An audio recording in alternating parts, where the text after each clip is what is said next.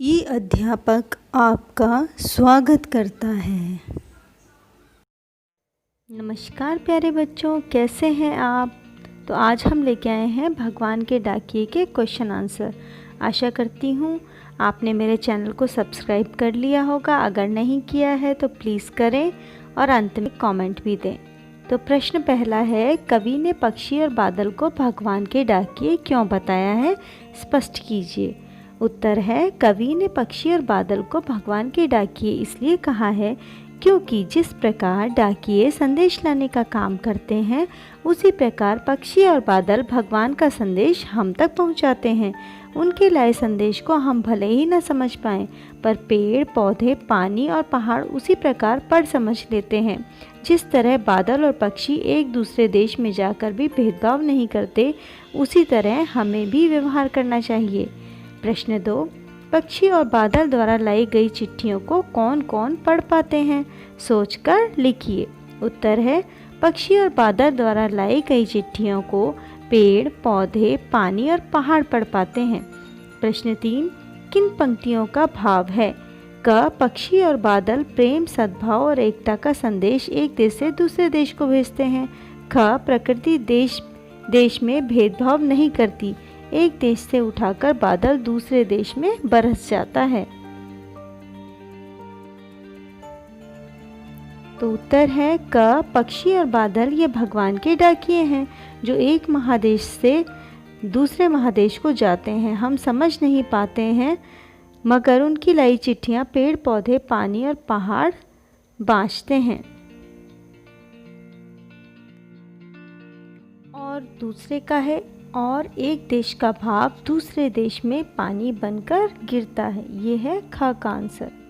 प्रश्न 4, पक्षी और बादल की चिट्ठियों में पेड़ पौधे, पानी और पहाड़ क्यों पढ़ पाते हैं? उत्तर है, पक्षी और बादल की चिट्ठियों में पेड़ पौधे, पानी और पहाड़ भगवान के भेजे एकता और सद्भावना के संदेश को पढ़ पाते हैं। इस पर अमल करते नदियाँ समान भाव से सभी लोगों में अपने पानी को बांटती हैं। पहाड़ भी समान रूप से सबके साथ खड़ा होता है। पेड़ पौधे समान भाव से अपने फल, फूल एवं सुगंध बांटते हैं, कहीं भी भेदभाव नहीं करते। प्रश्न 5, एक देश की धरती दूसरे देश की धरती को सुगंध भेजती है, कथन का भाव स्पष्ट कीजिए। उत्तर, एक देश की धरती अपने सुगंध एवं प्यार को पक्षियों के माध्यम से दूसरे देश को भेजकर सद्भावना का संदेश भेजती है। धरती अपनी भूमि में उगने वाले फूलों की सुगंध को हवा में, पानी को बादलों के रूप में भेजती है। हवा में उड़ते हुए पक्षियों के पंखों पर प्रेम और प्यार की सुगंध तैरकर दूसरे देश तक पहुंचती है।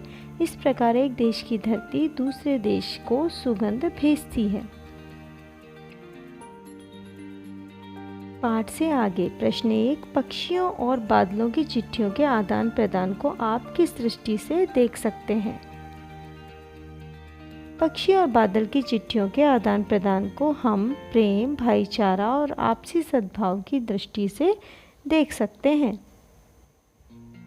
प्रश्न 2, आज विश्व में कहीं भी संवाद भेजने और पाने का एक बड़ा साधन इंटरनेट है। पक्षी और बादल की चिट्ठियों की तुलना इंटरनेट से करते हुए 10 पंक्तियाँ लिखिए।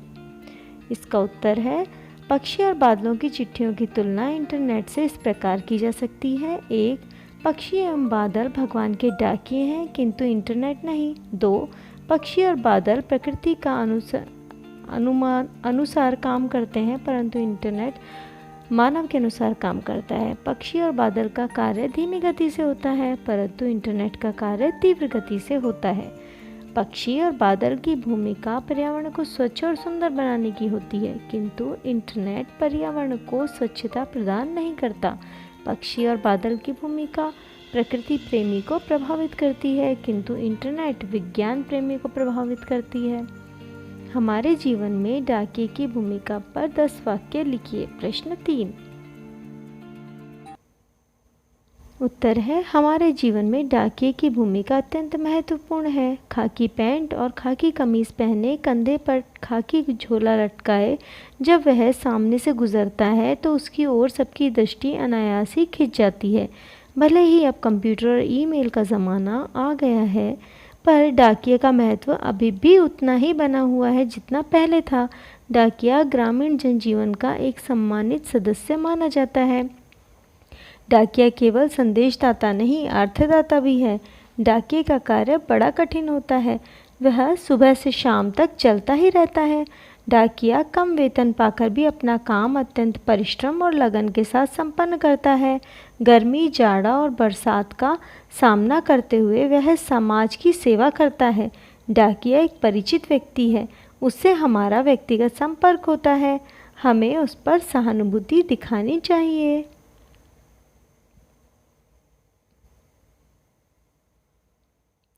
तो इसी के साथ आपका ये अध्याय समाप्त होता है। मेरे को एक कमेंट ज़रूर करें, मुझे बहुत अच्छा लगेगा आपका कमेंट पढ़कर। धन्यवाद। हमारे चैनल को सब्सक्राइब करना ना भूलें।